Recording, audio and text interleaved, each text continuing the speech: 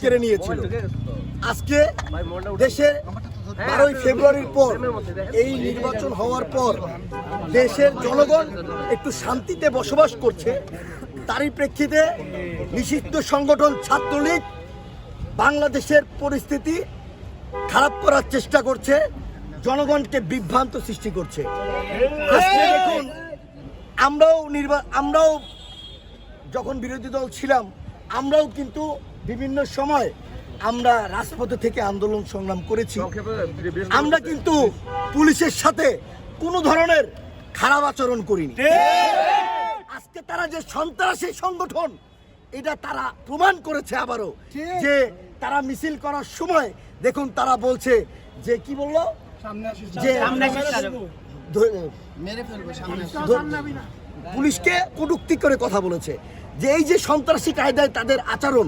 পাঞ্জাবের জগতে একটি বিশ্বস্ত নাম শাবাব এথনিক ওয়্যার। প্রশাসনের প্রতি আমরা প্রশাসনের সাথে আছি, প্রশাসনের সাথে থাকবো, রাজপথে প্রশাসনকে সহযোগিতা করব এবং পাড়া মহল্লা এলাকা এলাকা আমাদের ছেলেপেলেরা পাহারা দিচ্ছে।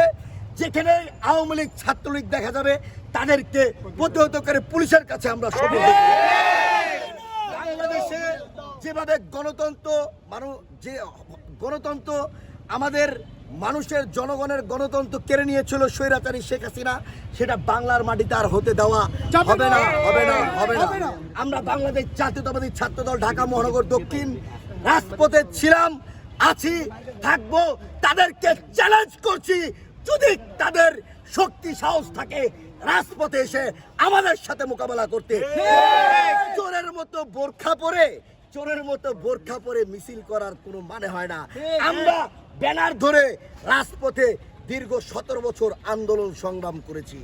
তাই আপনাদের বলবো, আপনাদের যদি সাহস থাকে রাজপথে এসে মোকাবেলা করুন, এবং রাজপথে আমরা আছি, রাজপথে আপনাদের সাথে দেখা হবে। চোরের মতো মিছিল আপনারা করেন না।